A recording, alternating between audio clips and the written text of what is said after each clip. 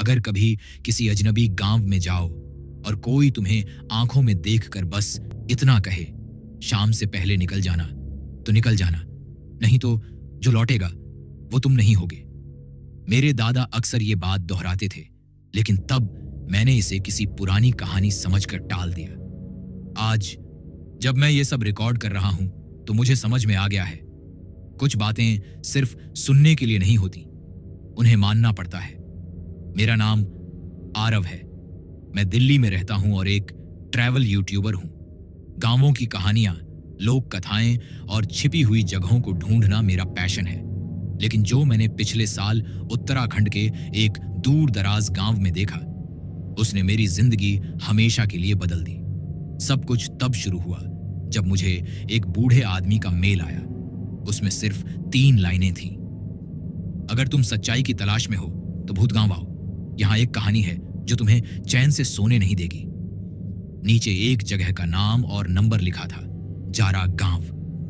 काफी रिसर्च करने के बाद मुझे पता चला कि यह गांव नक्शों में दर्ज नहीं है। कुछ पुरानी बुक्स और ब्लॉग्स में इसका जिक्र था, लेकिन हर बार एक ही बात लिखी जाती थी, शापित गांव, जहां कोई लौट कर नहीं आता। अब ये सुनते ही मेरी एक्साइटमेंट बढ़ गई। मेरा कैमरा, रिकॉर्डिंग गियर और बैग लेकर मैं निकल पड़ा। दिल्ली से देहरादून, फिर एक लोकल बस और फिर एक टैक्सी से किसी पुराने मंदिर के पास पहुंचा, जहां से आगे कोई गाड़ी नहीं जाती थी। वहां से मुझे पैदल जाना था, जंगलों के बीच से होकर। करीब 2 घंटे की पैदल यात्रा के बाद जब सूरज ढल रहा था तो मुझे गांव का पहला निशान दिखा। एक टूटा हुआ लकड़ी का बोर्ड जिस पर बहुत धुंधले अक्षरों में लिखा था, जारा। उस बोर्ड के नीचे कुछ लाल धागे बंधे थे और एक सूखा नींबू लटका था। ऐसा लग रहा था जैसे किसी ने वहां कोई तांत्रिक रक्षा कवच बनाया हो। मैं मुस्कुरा दिया। ओल्ड विलेज कस्टम्स सोचकर कैमरा ऑन किया और अंदर बढ़ गया। गांव सुनसान था, न कोई आवाज, न कोई हलचल। पेड़ों से सूखी पत्तियां गिर रही थीं और हवा में एक अजीब सी सड़ांध थी, जैसे कुछ बहुत पुराना सड़ रहा हो। थोड़ा और अंदर गया तो एक टूटा फूटा घर दिखा। तभी एक बूढ़ा आदमी बाहर आया। उसकी आंखें सफेद थीं, जैसे मोतियाबिंद हो। उसने मुझे देखा और बोला, शाम ढलने से पहले निकल जा, वरना जारा तुझ में समा जाएगा। मैं चौंका, लेकिन फिर सोचा शायद गांव वाले ऐसे ही होते हैं। मैं मुस्कुरा कर बोला, मैं ट्रैवल व्लॉगर हूं, कुछ देर रुकूंगा बस। उसने सिर झुका लिया और वापस घर के अंदर चला गया। मैंने कैमरा ऑन रखा और वीडियो रिकॉर्ड करता रहा। पुराने घर, टूटी सड़कें, मंदिर और वो चौपाल जहां कुछ पत्थर बिछे थे। उनमें से एक पर लाल रंग के निशान थे, जैसे किसी ने अभी अभी सिंदूर लगाया हो। अचानक मेरे कैमरे में कुछ हलचल हुई। एक झलक, सफेद साड़ी में कोई औरत तेजी से मंदिर के पीछे भागती हुई। मैंने फोकस किया, लेकिन कुछ नहीं दिखा। मैं उस दिशा में गया, लेकिन वहां सिर्फ झाड़ियां थीं। तभी किसी ने मेरे कंधे पर हाथ रखा। मैं मुड़ा, वही बूढ़ा आदमी था। उसने मेरी आंखों में देखा और कहा, उसे देख लिया? मैं चौंक गया। किसे? उसने धीरे से कहा, जो देखता है वही मरता है, अब तेरे पास ज्यादा वक्त नहीं है। उसकी ये बात सुनकर मेरे रोंगटे खड़े हो गए, लेकिन फिर भी मैं जिद्दी था। रात वहीं एक पुराने कमरे में बिताने की सोची। अपना कैमरा एक कोने में सेट किया और खुद पास ही लेट गया। रात करीब 1 बजे मेरी नींद एक अजीब आवाज से टूटी, जैसे कोई धीरे धीरे खिड़की खटखटा रहा हो। मैंने उठकर देखा, खिड़की पर किसी का हाथ था, बिल्कुल काला, जैसे जल चुका हो। और फिर एक और झलक, वही औरत एकदम पास, सफेद साड़ी, लंबे बाल, लेकिन उसका चेहरा नहीं दिख रहा था। मैंने चिल्लाकर दरवाजा बंद कर लिया और कोने में दुबक गया। सुबह आंख खुली तो सब कुछ वैसा ही था, लेकिन कैमरा बंद पड़ा था। मैंने चेक किया तो रात की सारी रिकॉर्डिंग गायब थी। मैं घबराकर बाहर निकला। गांव पूरा सुनसान था, अब वो बूढ़ा भी नहीं दिख रहा था। तभी पीछे से किसी ने फिर वही बात दोहराई, अब तू नहीं बचेगा। मैं पलटा, कोई नहीं था, लेकिन हवा में एक औरत की हंसी गूंज रही थी, जैसे वो किसी को पाने के बाद हंस रही हो। मैं बुरी तरह डर गया था। भागते हुए गांव से निकला, जंगल में फिसल पड़ा, घुटने छिल गए, लेकिन मैं रुका नहीं। जब नीचे पहुंचा तो टैक्सी वाला खड़ा था। उसने मुझे देखकर कहा, आप ऊपर जरा गांव गए थे? मैंने थरथराती आवाज में कहा, हां। वो मुस्कुराया, लेकिन उसकी आंखों में अजीब चमक थी। फिर तो आप अब अपने नहीं रहे। मैंने टैक्सी में बैठते ही खुद को आईने में देखा। चेहरा पसीने से भरा हुआ, आंखें लाल, और ऐसा लग रहा था जैसे मैं कोई सपना देखकर उठा हूं। लेकिन नहीं, यह सपना नहीं था। वो गांव, वो बूढ़ा, वो औरत, सब असली था। टैक्सी वाले ने मुझसे कोई सवाल नहीं किया, बस गाड़ी चलाता रहा। मैं चुप था। मन में हलचल थी, डर था, उलझन थी, और एक अजीब सी बेचैनी जो रुकने का नाम नहीं ले रही थी। करीब 2 घंटे बाद मैं एक छोटे से कस्बे में पहुंचा। नाम था कांडी। यहां नेटवर्क आ रहा था। मैंने सबसे पहले अपना कैमरा चेक किया। सभी वीडियो क्लिप्स गायब थीं। एक भी फाइल नहीं थी, मानो कोई या कुछ मेरी रिकॉर्डिंग निगल चुका हो। मैंने हड़बड़ाकर टैक्सी वाले से पूछा, भाई, आपको उस गांव के बारे में कुछ पता है? उसने आईने में मेरी आंखों में देखा और धीरे से कहा, जो वहां जाता है उसके पास या तो कहानी होती है या फिर उसकी लाश। मैं सिहर गया, कुछ भी बोल नहीं पाया। रात में होटल में रुका, लेकिन नींद, वो तो जैसे मेरी जिंदगी से विदा हो गई थी। हर बार आंख बंद करता तो वही औरत सामने आ जाती। उसका अधूरा चेहरा, सफेद साड़ी और वो थरथराती सी धीमी हंसी। एक बार तो ऐसा लगा जैसे वो मेरे बगल में बैठी हो। मैंने झट से बत्ती जलाई, कोई नहीं था। सुबह होते ही मैं दिल्ली लौट आया। सोचा अब इस चक्कर में नहीं पड़ूंगा। लेकिन जैसे जैसे दिन बीते, मेरे साथ अजीब चीजें होने लगी। घर में अचानक बत्तियां झपकने लगती थी। दीवारों पर हाथों के निशान उभरने लगे थे, काले जले हुए निशान। एक दिन ऑफिस के लिए निकल रहा था तो लिफ्ट में वही औरत दिखी। एक कोने में खड़ी थी, सिर झुकाए और बाल चेहरा ढके हुए। जैसे ही मैंने पलट कर देखा, वो गायब हो गई। अब मैं पागल हो रहा था या फिर उस गांव ने सच में मुझे पकड़ लिया था। मैंने सोचा, मुझे जवाब चाहिए। मैंने फिर से उस मेल को देखा जो मुझे सबसे पहले मिला था। उसमें जो नंबर लिखा था वो मैंने अब तक कभी ट्राई नहीं किया था। मैंने कांपते हाथों से कॉल किया। दूसरी तरफ घंटी बजी। फिर एक बूढ़ी आवाज आई, आरव, तू बहुत देर कर चुका है। मेरी सांसें थम गईं। तुम कौन हो? उसने कहा, वो औरत अब तेरे साथ है, ज़ारा तुझ में समा चुका है। मैंने घबरा कर फोन काट दिया। उस दिन के बाद से हर रात मेरे घर में किसी के चलने की आवाज आती थी। दरवाजे अपने आप खुलते बंद होते थे। आईने में कोई और चेहरा दिखता था। मैंने एक बार अपना वीडियो कॉल ऑन करके देखा। स्क्रीन में मैं अकेला था, लेकिन मेरे पीछे कोई खड़ा था। उसका चेहरा जला हुआ था और आंखें सिर्फ काली गहराइयां थीं। अब ये सब मेरे सहने से बाहर था। मैंने उस गांव के बारे में दोबारा रिसर्च शुरू की। कुछ लोकल लोगों से बात की, पुराने अखबार निकाले। एक खबर मिली, 1937 ज़ारा गांव में एक औरत को डायन समझकर जिंदा जला दिया गया। उसका नाम था रायशा। मरने से पहले उसने गांव वालों को श्राप दिया, तुम सबके बच्चे और उनके बच्चे मेरे बनेंगे। उसी दिन से गांव में हर साल एक व्यक्ति गायब होने लगा और अब वो गांव बंद हो चुका था। लेकिन सवाल ये था, अब वो औरत मुझे क्यों दिख रही थी? क्या वो मुझे बुला रही थी या फिर मुझे अपने जैसा बना रही थी? मैंने एक तांत्रिक से संपर्क किया, बाबा दिगंबर। उन्हें लोग बहुत मानते थे। मैं उनके पास गया, सारी बात बताई। उन्होंने कुछ देर ध्यान किया और फिर मेरी तरफ देखा।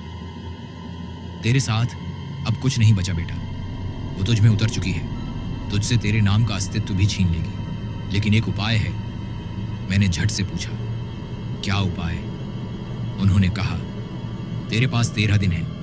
अगर तू रायशा की असली कहानी जान ले और उसकी आत्मा को मुक्ति दे दे तो शायद बच जाए, वरना। मैंने पूछा, वरना क्या? उन्होंने मेरी आंखों में देखकर कहा, वरना तू भी ज़ारा बन जाएगा। बाबा दिगंबर की बातों के बाद मेरे पैरों तले जमीन खिसक गई थी। तेरे पास 13 दिन है, ये शब्द मेरे कानों में गूंजते रहे। मैं कमरे में एकदम शांत बैठा रहा। खिड़की से आती हवा भी डराने लगी थी। मेरी आंखें बार बार कमरे के हर कोने को घूरने लगी थीं, डरते हुए कि कहीं वो औरत फिर से न दिखाई दे। रात में मुझे फिर वही सपना आया। एक चिता जल रही थी, लोगों की भीड़, एक औरत की चीखें, और फिर अचानक सब सन्नाटा। वो औरत राख से उठी, जले हुए चेहरे के साथ, और मेरी तरफ बढ़ी। अब तू मेरा है, तेरा नाम अब कुछ नहीं, उसने कहा, और मेरी आंख खुल गई। पसीने से भीगा हुआ शरीर, दिल जोर जोर से धड़क रहा था। मैंने तय कर लिया, अब पीछे नहीं हटूंगा। मैंने बाबा से संपर्क किया। उन्होंने कहा कि मुझे रायशाह के अतीत को खोजना होगा, उसका परिवार, उसका घर, उसकी मौत का सच, ताकि उसकी आत्मा को मुक्ति दी जा सके। मैंने फिर से जारा गांव जाने की तैयारी की। इस बार मेरे पास केवल कैमरा नहीं, बल्कि बाबा ने एक मंत्रित ताबीज दिया था। इसे हमेशा अपने पास रखना, उन्होंने कहा, यह तुझे थोड़ी देर तक बचा सकता है। मैंने खुद को तैयार किया और दिल्ली से वापस कांडी पहुंचा। लेकिन इस बार टैक्सी वाला मुझे देखकर डर गया। तू फिर से वहां जा रहा है? उसने पूछा। हां, मैंने ठंडे स्वर में जवाब दिया। वो बिना कुछ बोले चला गया। मुझे अब अकेले ही वहां जाना था। रास्ता अब और डरावना लग रहा था। पेड़ों की सरसराहट, जानवरों की चीखें और वो पुरानी टूटी पगडंडी, सब जैसे मुझे खींच रहे थे। शाम ढल रही थी। सूरज की आखिरी किरणें जैसे मुझे चेतावनी दे रही थी, रुक जा। लेकिन मैं नहीं रुका।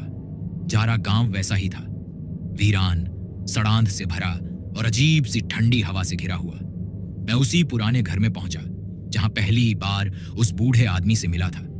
दरवाजा आधा खुला था।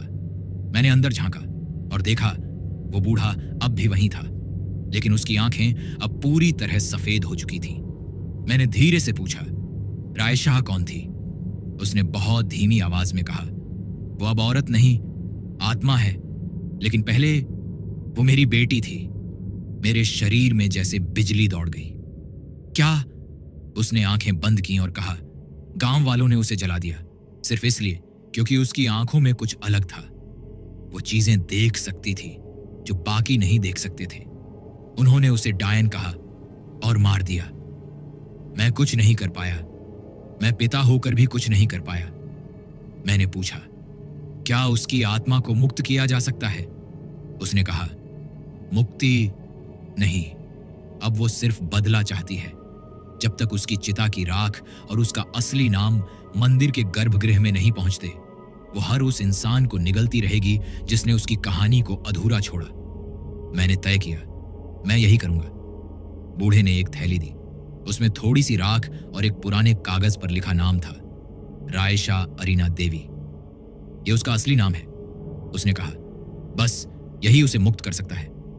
मैं उस मंदिर की ओर बढ़ा जो गांव के बीचों बीच था, टूटा हुआ, धूल से ढका हुआ। वहां का दरवाजा बंद था, लेकिन जैसे ही मैंने ताबीज को आगे किया, दरवाजा खुद ब खुद खुल गया। अंदर घना अंधेरा था। दीवारों पर अजीब चित्र उभरे हुए थे, एक औरत, आग और उसके चारों ओर चीखते लोग। मैंने गर्भगृह के अंदर राख और नाम को रखा और जैसे ही मंत्र बोलना शुरू किया, पूरे मंदिर में हवा गरजने लगी। दीपक खुद ब खुद जल गए और तभी वो प्रकट हुई। सफेद साड़ी, जला चेहरा और वही अधूरी आंखें। क्यों? तू मुझे मुक्त करना चाहता है? उसकी आवाज गूंज रही थी। मैंने कांपते हुए कहा, क्योंकि तुमने बहुत सहा है, अब तुम्हारा दर्द खत्म होना चाहिए। उसने मेरी आंखों में देखा और पहली बार उसकी आंखों में आंसू थे। उसने धीरे से कहा, मुझे कोई पहले कभी समझा नहीं, लेकिन तू समझ गया। तू अब मेरा नहीं, खुद का है। और फिर वो रोशनी में बदल गई। मंदिर का दरवाजा बंद हो गया, हवा शांत हो गई और एक अजीब सुकून मेरे दिल में उतर गया। मैं गांव से बाहर निकला। आखिरी बार पीछे मुड़कर देखा, जरा गांव अब वैसा नहीं था। अब वो सचमुच खाली था। मैंने सोचा था कि रायशाह की आत्मा को मुक्ति दिलाकर सब खत्म हो जाएगा। मैं दिल्ली लौट आया था, शांत, सुकून से भरा। मेरे वीडियो फिर से रिकॉर्ड होने लगे। घर में अजीब आवाजें आनी बंद हो गई। आईनों में वो चेहरा नहीं दिखता था। मैं धीरे धीरे अपनी पुरानी जिंदगी में लौटने लगा था, लेकिन ये सुकून ज्यादा दिन नहीं टिक पाया। रायशाह की मुक्ति के 7वें दिन मैं देर रात काम कर रहा था जब लैपटॉप स्क्रीन एकदम से ब्लिंक करने लगी। स्क्रीन पर कुछ शब्द उभरे। जिसे तूने जगाया वो अब तुझसे मिलेगा। मैं चौंक गया। कर्सर खुद ब खुद स्क्रीन पर घूमने लगा और एक फोल्डर ओपन हुआ जिसका नाम था अंधेरा। उसमें एक वीडियो फाइल थी। मैंने जैसे ही उसे प्ले किया, स्क्रीन पर एक टूटा हुआ मंदिर, जली हुई किताबें और एक गहरी गुफा का दृश्य दिखा। वीडियो में एक आवाज आई, रायशा, सिर्फ शुरुआत थी, अब तू मेरी ओर बढ़ रहा है। मैंने झट से वीडियो बंद किया, लेकिन मन में एक डर घर कर चुका था। ये किसने भेजा था और ये कौन था जो रायशा से भी ज्यादा शक्तिशाली था? मैंने दोबारा बाबा दिगंबर को कॉल किया। फोन उठाते ही उन्होंने कहा, मैं जानता था तू फिर से फोन करेगा, वो आ चुका है ना? मैंने हैरानी से पूछा, कौन? उन्होंने धीरे से कहा, जिसका नाम तक लेने से जुबान जल जाती है, अघोरनाथ। वो अब तक बंद था, लेकिन रायशा की आत्मा उस श्रृंखला का हिस्सा थी जो उसे बांधे हुए थी। जब तूने उसे मुक्त किया, तूने एक दरवाजा खोल दिया। मुझे ऐसा लगने लगा जैसे मैं एक गहरे कुएं में गिरता जा रहा हूं। अब क्या करूं? मैंने पूछा। उन्होंने कहा, अब तेरे पास दो रास्ते हैं, या तो तू उस दरवाजे को फिर से बंद करे या फिर खुद अंधेरे का हिस्सा बन जाए। मुझे उसी वीडियो में दिखी गुफा की याद आई। मैंने उसके फ्रेम्स को झूम किया और देखा गुफा के पत्थरों पर कुछ संस्कृत में खुदा हुआ था। मैंने एक दोस्त की मदद ली जो पुरानी भाषाओं का जानकार था। उसने अनुवाद किया, जो अंधकार को छुए वह उजाले से हाथ धोता है, अघोरनाथ का नाम लेकर जो पुकारे वह उसकी सांस बन जाता है। अब मैं समझ चुका था, मैं एक शिकार बन चुका हूं, लेकिन मुझे डर नहीं था, मुझे जवाब चाहिए थे। मैंने रायशा के गांव के आसपास की पुरानी जमीनों की तलाश शुरू की। नक्शों में छुपा एक और गांव मिला। नाम था नारायणकोट। यह जगह जारा से कुछ किलोमीटर दूर एक पहाड़ी के पीछे छुपी थी। माना जाता है कि यहां पर तंत्र की सबसे खतरनाक शाखा अघोर तंत्र का अभ्यास होता था। मैं कांडी लौट आया, खुद अकेले पहाड़ियों के बीच से होकर नारायणकोट की ओर बढ़ा। यह जगह एकदम मरा हुआ था, जैसे सदियों से किसी ने यहां सांस तक नहीं ली थी। चारों ओर जली हुई झोपड़ियां, राख और एक पत्थर का विशाल द्वार जिसके दोनों ओर नर कंकालों की मूर्तें बनी थीं। मैंने ताबीज को कसकर पकड़ा और भीतर गया। गुफा में घुप अंधेरा था, लेकिन जैसे जैसे मैं अंदर गया, एक अजीब सी गर्मी महसूस हुई, जैसे कोई सांस ले रहा हो, लेकिन जमीन से। अचानक मेरे सामने एक पुराना सिंहासन दिखा। उस पर एक आकृति बैठी थी, जले हुए कपड़े, लहूलुहान चेहरा और आंखों में गहरा काला धुआं। उसने मुझे देखा और बोला, रायशा को तूने मुक्त किया, इसलिए अब मैं जागा हूं। कौन हो तुम? मैंने हिम्मत करके पूछा। मैं अघोरनाथ हूं, अघोर का अंतिम रक्षक। मैं अंधकार हूं और अब तू मेरा दीपक बनेगा। मैंने कांपते हुए कहा, मुझे क्या चाहिए? उसने जवाब दिया, बस तेरा नाम और तेरा चेहरा। अचानक उसकी छाया मुझ पर लहराई। मुझे ऐसा महसूस हुआ जैसे मेरा शरीर पिघल रहा हो। चेहरे पर जले हुए हाथों का स्पर्श हुआ और मेरे गले से एक चीख निकली, ऐसी चीख जो मैंने पहले कभी नहीं सुनी थी। मैं ताबीज को सामने किया और मंत्र बोला जो बाबा ने मुझे सिखाया था, एयूएम अघोराय नमः, अग्निस्वरूपाय नमः। उस मंत्र से जैसे हवा में बिजली दौड़ गई। वो आकृति चीखी, तू मुझे बांध नहीं सकता, तू अब मेरा अंश है। गुफा हिलने लगी, दीवारें टूटने लगी, पत्थर गिरने लगे। मैं किसी तरह वहां से भागा। बाहर निकला तो देखा नारायणकोट की जमीन जल रही थी, लेकिन पीछे से एक आखिरी आवाज आई, ये अंत नहीं, तू अब जहां भी जाएगा मैं तेरे अंदर सांस लूंगा। मैं नारायणकोट से निकल तो आया था, लेकिन कुछ मेरे साथ लौट आया था। शरीर में अजीब गर्मी रहती थी, जैसे हर वक्त बुखार हो। आईने में कभी कभी मेरी आंखें बदल जाती थीं, काली, गहरी, बेजान। खुद को देखता तो लगता मैं नहीं हूं। बाबा दिगंबर से मिलने गया। उन्होंने मुझे देखते ही आंखें बंद कर ली और एक लंबा मंत्र पढ़ा। कुछ देर बाद जब उन्होंने आंखें खोली तो वो थरथराने लगे। तेरे अंदर अब कोई और भी है आरव। वो सिर्फ शक्ति नहीं, वो चेतना है, अघोरनाथ की चेतना। अब क्या करूं? मैंने एक कांपती आवाज में पूछा। उन्होंने गहरी सांस ली और कहा, अब तुझे खुद से लड़ना होगा, अपने भीतर के उस हिस्से से जो अब तेरा नहीं रहा। मैं समझ नहीं पा रहा था कैसे। उन्होंने कहा, तेरे भीतर अघोरनाथ ने काला मंत्र जगा दिया है। अगर तू उसके असर को तोड़ना चाहता है तो तुझे उसी की तरह बनकर लड़ना होगा। तुझे उसके पुराने कर्म स्थल पर जाना होगा जहां वो तंत्र सिद्ध करता था, मृतबेला घाट। ये नाम सुनते ही मेरी रूह कांप गई। मृतबेला घाट, वो जगह जहां कभी रौबी अघोरियों ने चिताओं के ऊपर साधना की थी, जहां इंसानों को जिंदा जलाकर बलिदान दिया जाता था और जहां सूरज की रोशनी तक नहीं रुकती। लेकिन अब मेरे पास कोई और रास्ता नहीं था।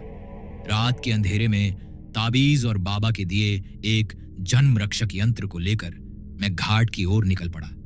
रास्ता एकदम सुनसान था, जैसे जंगल खुद रास्ता भूल चुका हो।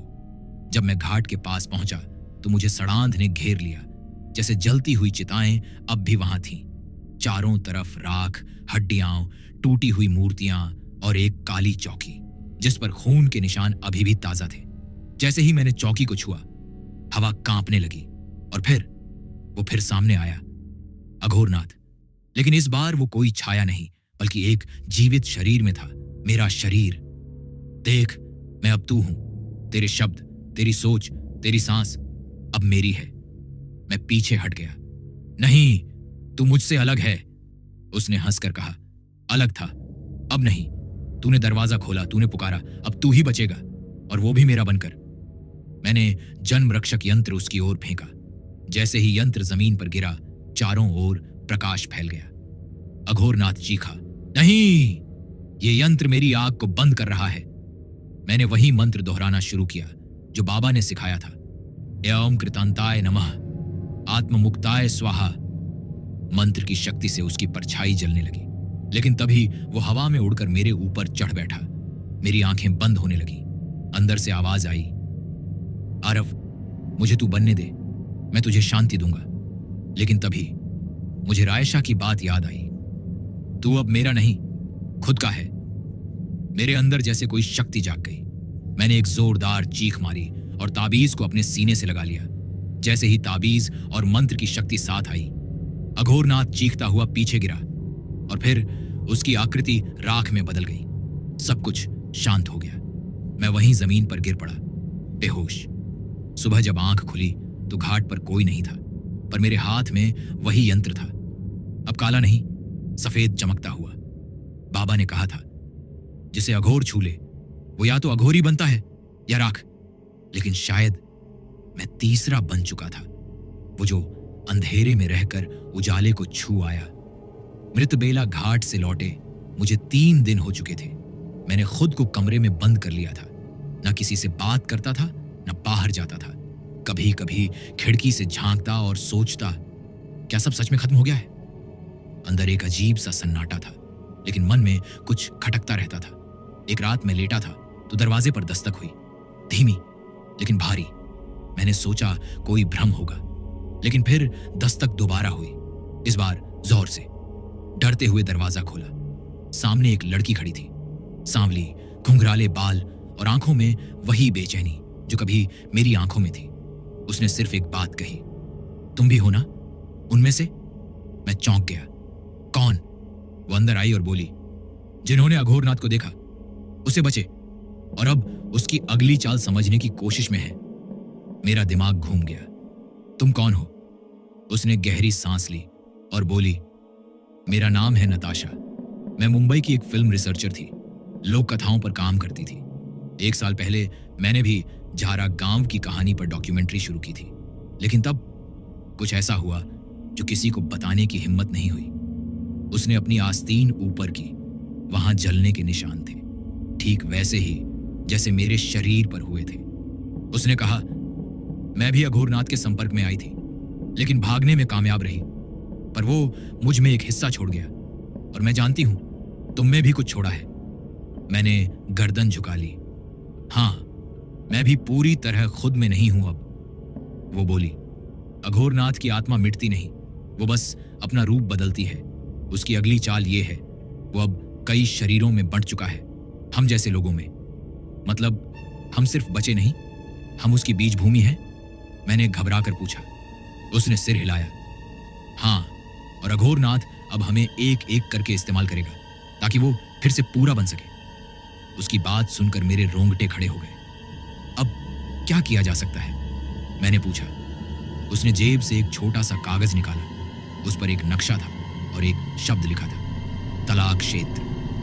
मैंने पूछा, ये क्या है? वो बोली, जहां अघोरनाथ की आत्मा को टुकड़ों में बांधा गया था सदियों पहले। ये जगह भारत के 4 कोनों में है, उत्तर, दक्षिण, पूरब और पश्चिम।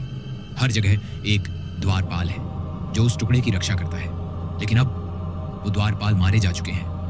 अब अघोरनाथ का हर हिस्सा अलग अलग शरीर ढूंढ रहा है ताकि वे सब फिर से एक हो सके।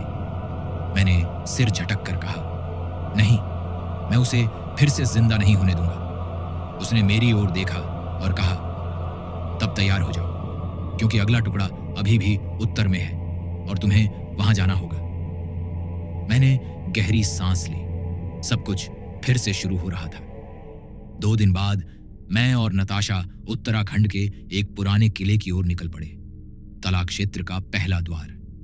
यह जगह मानचित्रों में दर्ज नहीं थी, लोगों ने इसके बारे में कभी सुना भी नहीं था, लेकिन लोक कथाओं में यह वही स्थान था जहां पुराने तांत्रिकों ने अघोरनाथ के आत्मा को बांधकर 4 भागों में बांटा था।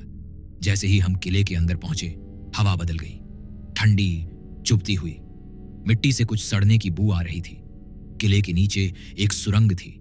जैसे ही हम सुरंग में उतरे, दीवारों पर अजीब चिन्ह उभरे, घूमते हुए त्रिकोण, जलते हुए पिंड और वो आंख जो सब देखती है। आखिर में हम एक बड़े कक्ष में पहुंचे। वहां एक मूर्ति थी जो देखने में इंसानी लगती थी, लेकिन चेहरा साफ नहीं था। जैसे ही हमने पास जाकर देखा, मूर्ति के सीने से एक स्याह तरल गिर रहा था और दीवार पर लिखा था, जब चारों मिलेंगे 5वां जन्मेगा और तब अघोरनाथ स्वर्ग को निगल जाएगा। मैंने पीछे देखा, नताशा कांप रही थी। ये क्या है? मैंने पूछा। उसने कांपती आवाज में कहा, ये उसकी योजना है। अघोरनाथ सिर्फ लौटना नहीं चाहता, वो 5वां शरीर पैदा करना चाहता है, वो जो अमर होगा और वो तुम हो। मैं मूर्ति को देख रहा था और मेरे अंदर कुछ हिल रहा था। वो तरल जो उसके सीने से गिर रहा था, वो सिर्फ कोई काला पानी नहीं था, वो मेरे खून जैसा महसूस हो रहा था। मेरी धड़कनें तेज हो गईं। नताशा ने मेरा हाथ पकड़कर कहा, आरव, अब हमें पीछे हटना होगा। लेकिन मेरे पैर वहीं जमे हुए थे, जैसे उस मूर्ति और मेरे बीच कोई अटूट रिश्ता हो, जैसे मैं उसे पहले से जानता था। मैंने इसे पहले कहीं देखा है। मैं बुदबुदाया, नहीं आरव, ये बस तुम्हारे मन का भ्रम है। नताशा बोली, लेकिन नहीं, ये भ्रम नहीं था।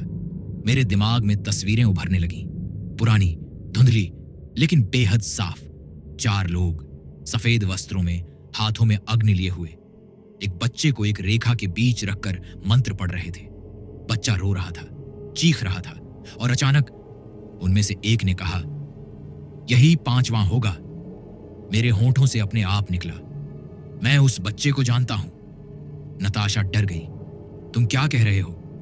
मैंने उसकी ओर देखा। आंखें मेरी नहीं थीं, उनमें कुछ और था।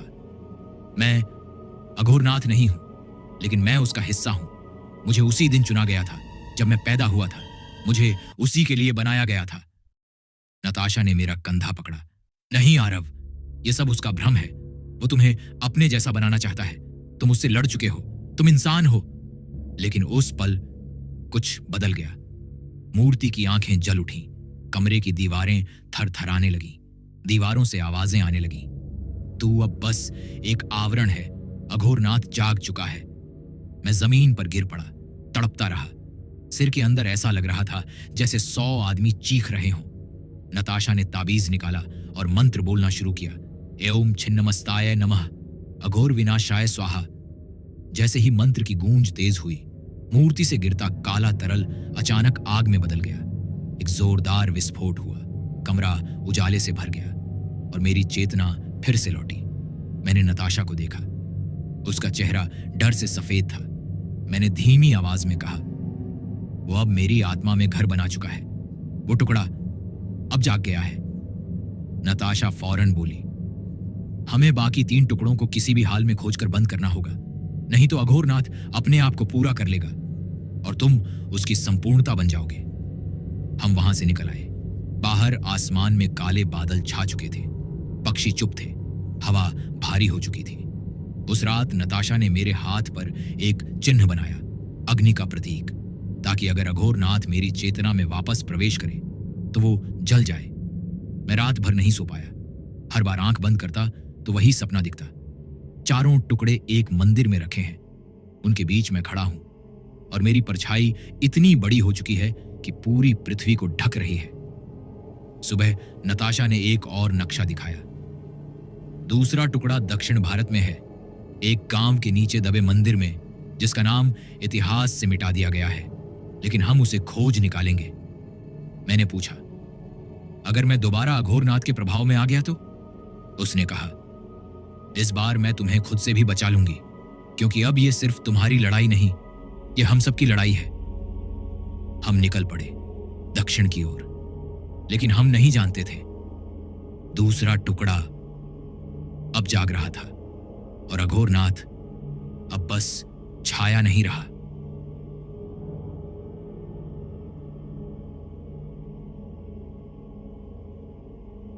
हमने अपनी यात्रा चेन्नई से शुरू की। नक्शे में उस जगह का नाम कहीं नहीं था, बस पुरानी लोक कथाओं में एक गांव का जिक्र था, काला निवास, जहां समय रुक जाता है, जहां दिन और रात एक जैसे लगते हैं और जहां हर जन्म एक अंत होता है। नताशा ने कहा, यह गांव अब किसी सरकारी रिकॉर्ड में नहीं है, लेकिन इसे ढूंढना ही पड़ेगा। दूसरा टुकड़ा यहीं कहीं है।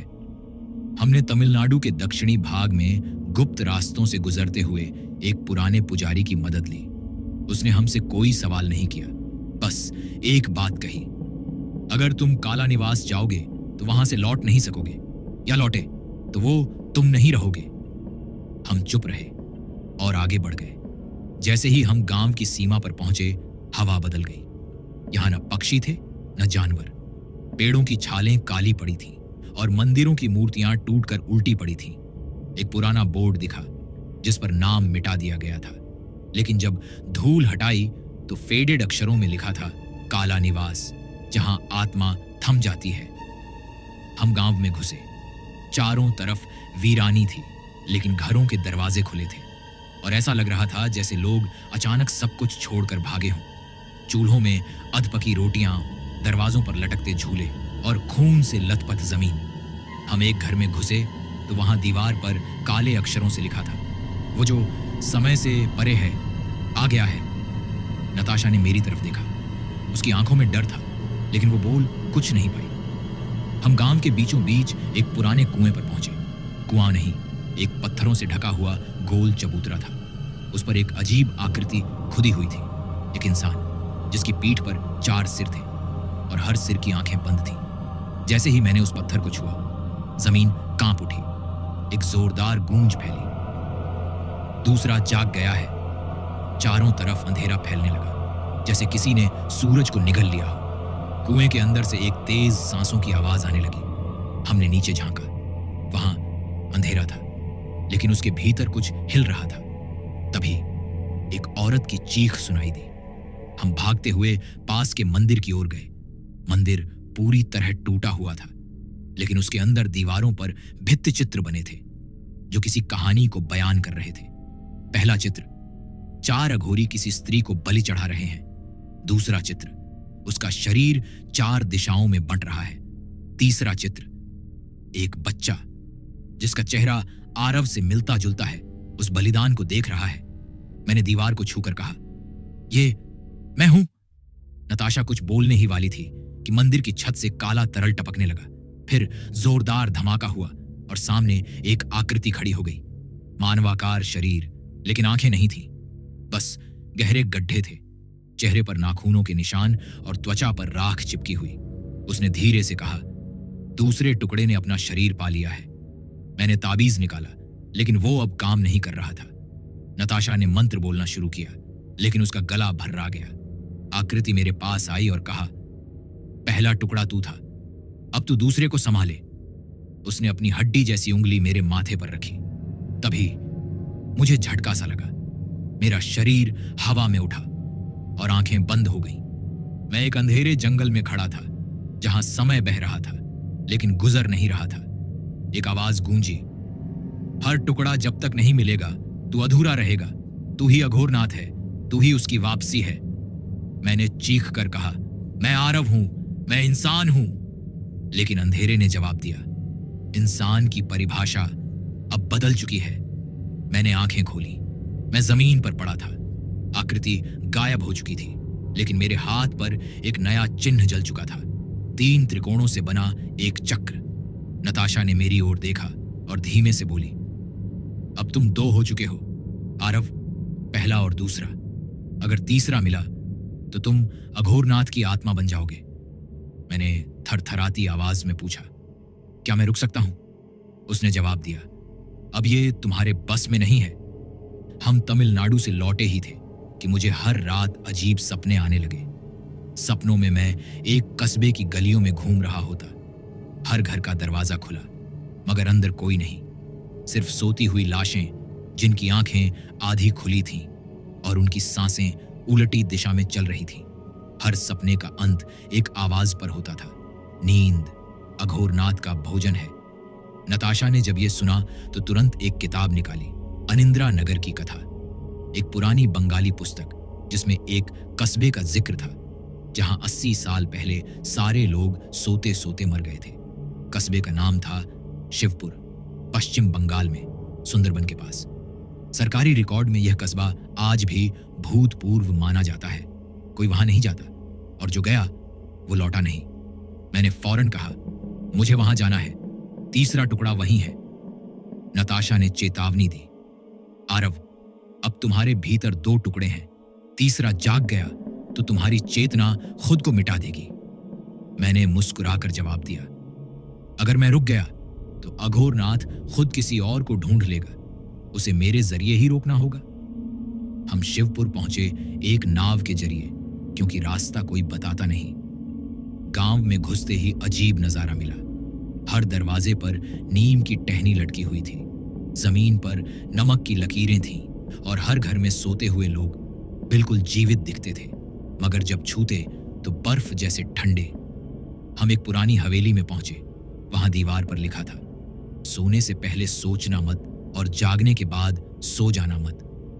वो जगह अजीब थी, जैसे हर चीज रुकी हुई थी, लेकिन मस्तिष्क जाग रहा था। हम हवेली के तहखाने में पहुंचे। वहां एक मंदिर जैसा कमरा था जिसमें एक व्यक्ति बैठा था। उसकी आंखें सफेद, बाल सफेद, लेकिन सांसें चल रही थी। नताशा ने पहचान लिया, ये वही है, तीसरे टुकड़े का रक्षक। जैसे ही हमने पास जाना चाहा, उसकी आंखें काली हो गईं और उसने कहा, तुम दोनों अब सो। तभी पूरी हवेली में धुआं फैल गया। मेरा दिमाग झंझनाने लगा, पलकों पर बोझ सा महसूस हुआ। मैं जमीन पर गिर पड़ा। मैं एक अंधेरे मैदान में खड़ा था। आसपास हजारों लोग पड़े हुए थे, सब सो रहे थे, लेकिन उन सब के सिर पर एक काला चक्र घूम रहा था। वहीं दूर एक काले सिंहासन पर एक आकृति बैठी थी। न चेहरा था, न हाथ, बस एक परछाई। उसने कहा, तू ही तीसरा है, नींद से परे जा और अघोरनाथ को पूर्ण कर। मैंने गुस्से में कहा, नहीं, मैं सिर्फ टुकड़ा हूं, पूर्ण नहीं। लेकिन फिर एक हाथ मेरी गर्दन पकड़ता है और मैं अपने ही शरीर से बाहर धकेला जाता हूं। अचानक मेरी आंख खुलती है, मगर मैं अपने शरीर में नहीं हूं। मैं नताशा को देख रहा हूं। उसकी आंखें फटी हुई हैं और वो मुझे किसी और की तरह देख रही है। वो चिल्लाती है, आरव, तुम अंदर नहीं रहे, वो तुम बन गया है। मैंने जोर लगाकर मंत्र बोला, एवं जागृताय अग्निस्वरूपाय स्वाहा। मेरे शरीर में झटका आया। वो परछाई चिल्लाई, तेरे भीतर अब मैं हूं, लेकिन तेरी चेतना अब मेरी दास है। एक जोरदार विस्फोट हुआ। जब मैं होश में आया, मैं फिर से अपने शरीर में था। नताशा ने मुझे उठाया। उसका चेहरा खून से सना हुआ था। तीसरा टुकड़ा अब तुम में समा गया है। मैंने थरथरा कर पूछा, अब मैं कितना आरव हूं? उसने बस इतना कहा, अब तुम 75 सा अघोरनाथ हो और 25 पाश आरव। हमने गांव से निकलते वक्त देखा सारे सोते हुए लोग अब सच में मरे हुए थे। तीसरे टुकड़े की ऊर्जा ने उनकी चेतना खा ली थी। और तब दूर आसमान में एक चेहरा उभरा। वो हंसा। अब बस एक टुकड़ा बाकी है।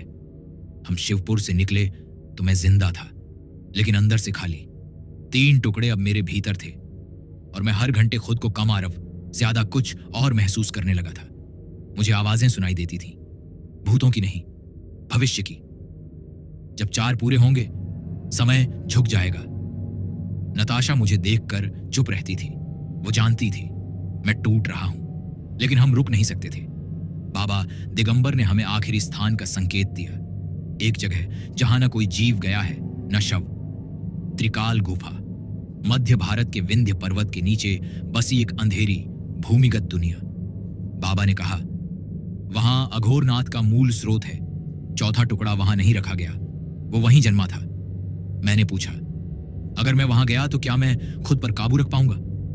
बाबा ने बस एक बात कही, नहीं, पर शायद तुम वही बनो जो उसे रोक सके, क्योंकि तुम ही उसकी सबसे बड़ी भूल हो। हम विंध्य पहुंचे।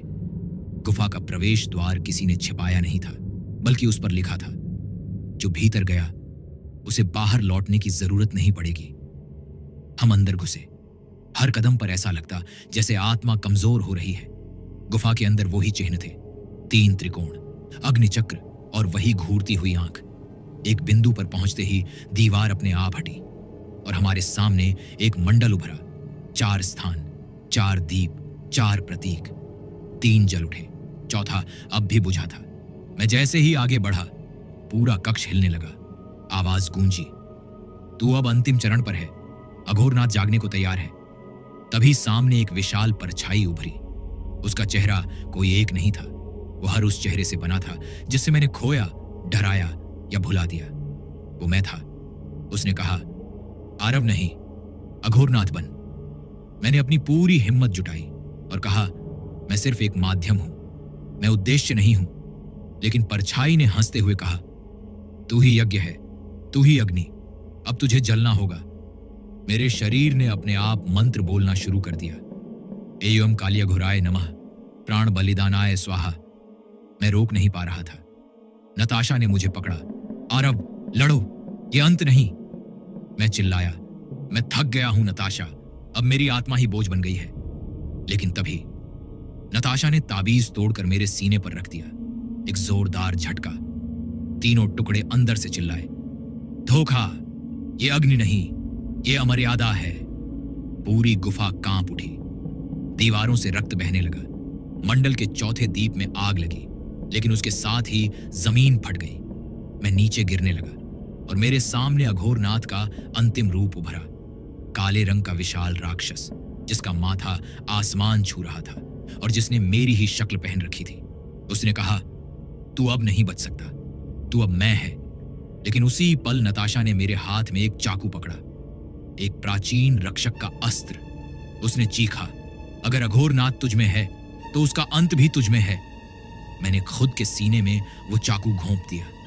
अंदर से जलन नहीं, शांति महसूस हुई। अघोरनाथ की चीख पूरे गुफा में गूंजी, तू मुझे यूं नहीं मिटा सकता, मैं काल हूं। मैंने आंखें बंद की और धीरे से बोला, तो मैं अब काल का अंत हूं। जैसे ही मैंने वो कहा, पूरी गुफा सफेद रोशनी में भर गई। अघोरनाथ की परछाई झलकर राख हो गई। दीप बुझ गए, मंडल टूट गया और मैं गिर गया। जब मैंने आंख खोली, मैं अस्पताल में था। नताशा पास बैठी थी, उसकी आंखों में आंसू थे। तुम लौट आए? उसने कहा। मैंने मुस्कुराकर पूछा, क्या सब खत्म हो गया? उसने धीरे से कहा, नहीं, अघोरनाथ गया, लेकिन तुम अब भी वही नहीं हो। तुम अब वो हो जो अंधेरे में गया और उजाले के साथ लौटा। अंतिम शब्द, अब आरव लौट चुका है, अघोरनाथ को समाकर, जलाकर, मिटाकर। लेकिन हर युग एक चक्र है और अगला चक्र कब शुरू होगा ये कोई नहीं जानता, क्योंकि कहीं ना कहीं, किसी न किसी में अघोरनाथ अब भी सांस ले रहा